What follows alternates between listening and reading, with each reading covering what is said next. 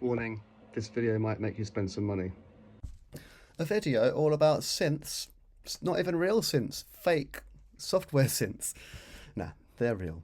Anyway, if you like synths, keep on watching. If you don't care about synths, up to you. It's made a very quick track, a vintage techno inspired tune.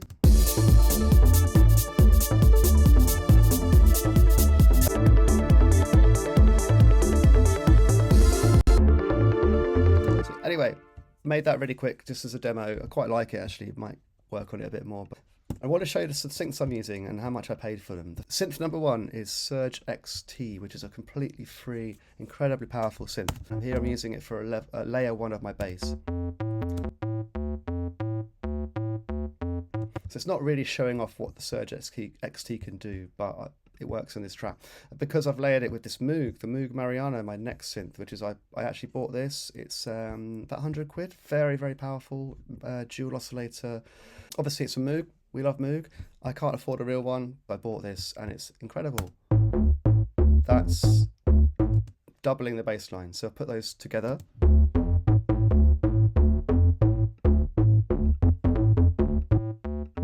Bass is the Moog, but the Surge XT layer is just adding a bit more mid-range and a bit more mono in the middle. The Moog Mariano is amazing, and I think I paid like 100 quid for it or something. It's an amazing synth. Next up, another Surge XT,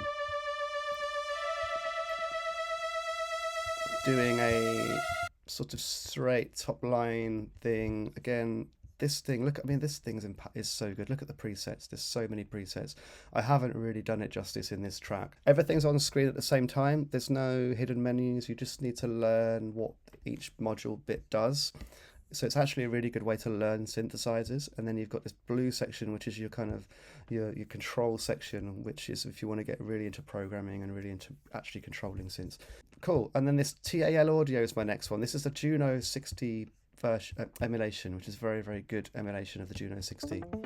I've got it doing a arpeggio part there. That's without the chorus. That's with.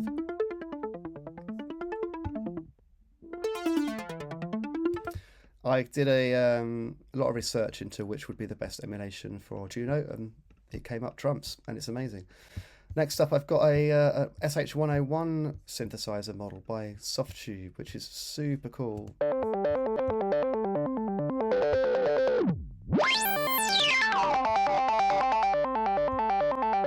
Just doing another little arpeggio part. It's completely mono, and it's actually a much more limited in terms of its architecture, but it's super powerful, and you can get a lot of sounds out of it. They're brilliant, and Softtube's done an insanely good job of modeling it. Again, did my research, checked the comparison videos, was convinced. Softtube do quite a lot of sales, so it's worth keeping an eye on them. Next up, a Softtube synth called Statement Lead, which is kind of interesting name. It's not the best name, but they actually try and make something unique here that will fit in your tracks quickly. It's very well thought out. Here I've got it doing something, showing off this filter sequencer. Here in the middle, without the sequencer on, it's just one note. But you can sequence the cutoff, or you can sequence the amount of volume, so you can make it into a rhythmic synth. Not only that, it's got effects, it's dual source, too much to go into, but I love this synth. It always gets me good results. Next up is, I've had the real version of this. This is a DW8000 plugin. This is by Full Bucket Music, which is a completely free plugin. They've got loads of free emulations of cool classic vintage synths. So I've had the real one of these. They're huge, heavy, and cumbersome, but sound great. So I love the fact that I've got a plugin of it. I sold my real one.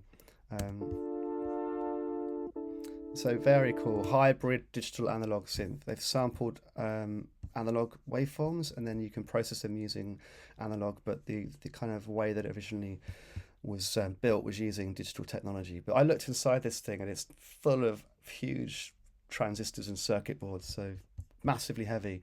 The plugin weighs 0.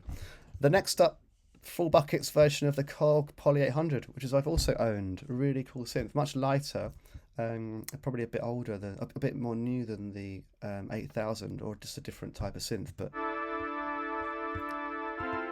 these synths are all from the vintage era, so that's why the sounds have that kind of vibe. When you blend it together with these chords, that's it on its own, together. There you go, another free synth, really cool. And the next up is another synth that you'll find in most posh studios. You'll probably find a Juno sitting there, and you'll probably find a Prophet.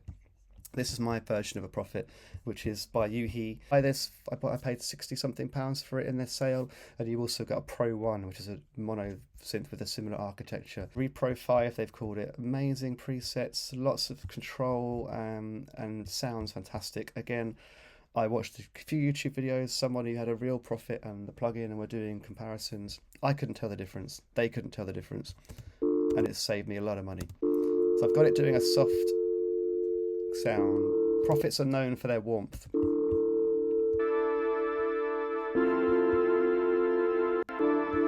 So I like how those three sounds work together.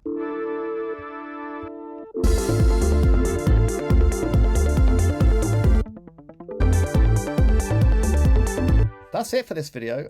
There's more synths in my collection, and you know, if I had the real versions of these, I'd have thousands of pounds all stacked up in my studio, just sitting there gathering dust for the occasional time I want to turn it on. In this case, they're all in my box, and they all sound fantastic, and they don't break. And yeah, I've got a nice MIDI controller for tactile control. So yeah, argue with me in the comments about what's better, digital or analog. What are your favourite synths? Recommend me some, especially free ones. So yeah. Let me know what you think, and hopefully this video has been useful. Cool, bye.